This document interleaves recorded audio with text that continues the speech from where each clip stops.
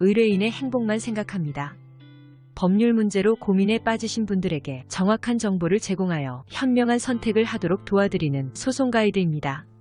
형사소송에서 유죄가 선고된다면 피고인은 전과자가 되며 또 실형이 선고되면 징역살이를 해야 하는 일이 발생될 수 있습니다. 따라서 자신이 받고 있는 범죄의 혐의가 억울하고 부적절하다면 초기부터 철저히 대응하여 무죄를 이끄는 방향으로 나아갈 수 있어야 하는데요. 일반적으로 수사 단계에서 수사는 불구속 수사가 원칙이지만 가해 혐의를 받는 자가 도망갈 우려가 있다거나 증거를 인멸할 가능성이 있다고 판단하는 경우에는 법원의 영장을 발부받아 구속수사를 진행하게 됩니다. 이 과정에서 본인은 범행을 저지른 사실이 없다면 상당히 부당한 피해를 보는 일이 될 수밖에 없습니다. 구속이 이뤄지면 구치소나 교도소에 수감되고 수사가 진행되어 꽤 오랜 시간 신체와 자유가 억압되는 상황이 발생할 수 있으며 또 이로 인해 정상적인 생활을 하는데 큰 지장을 받게 됩니다. 즉 가족이나 주변 사람들의 범인이라는 낙인이 찍히거나 직장에서 해고를 당하는 상황까지 생길 수 있어 절대 가볍게 생각해서는 안 됩니다.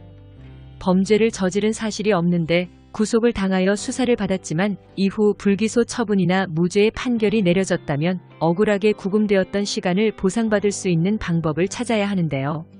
이와 같은 상황에서는 형사보상 청구를 통해 그 손해를 적절히 배상받을 수 있어야 할 것입니다. 이는 수사 및 형사재판의 과오로 누명을 써서 옥살이를 하거나 형의 집행을 받은 사람에게 국가가 그 손실을 배상해주는 제도를 말하며 국가를 상대로 하여 배상을 정당하게 요구할 수 있는 권리입니다. 본 청구를 하기 위해서는 일단 국가의 배상을 요구하는 청구서를 작성해야 하는데요. 해당 서면에는 본인의 성명과 생년월일, 등록기준지, 주소, 원인 및 사실관계, 금액의 내용을 기재하여야 합니다. 꼼꼼하게 기재했다면 이와 함께 무죄 판결 재판서의 등본과 무죄 확정 증명서도 준비를 해야 합니다. 또 여기서 중요히 체크해 보셔야 할 것은 해당 제도를 이용하려고 할 때에 청구는 무죄 판결이 확정된 사실을 안 날부터 3년, 무죄의 판결이 확정된 때부터 5년 이내에 진행할 수 있음을 유의하시기 바랍니다. 이러한 제도의 권리는 무죄, 면소 혹은 공소기각의 재판을 받은 자나 기소유예 외에 불기소 처분을 받은 피의자에게 있으며 참고로 본 권리는 양도 및 압류를 할 수는 없지만 상속의 대상이 되어 이 권한을 가진 자가 무죄 판결을 받은 뒤에 사망한 때에는 그 승계인이 권한을 이전받을 수 있다는 것을 체크하여 살펴보는 것이 필요합니다. 그럼 형사보상 청구를 통해 억울하게 구금, 옥살이를 한 자는 그 배상금이 어떻게 결정되어 지급받을 수 있을까요?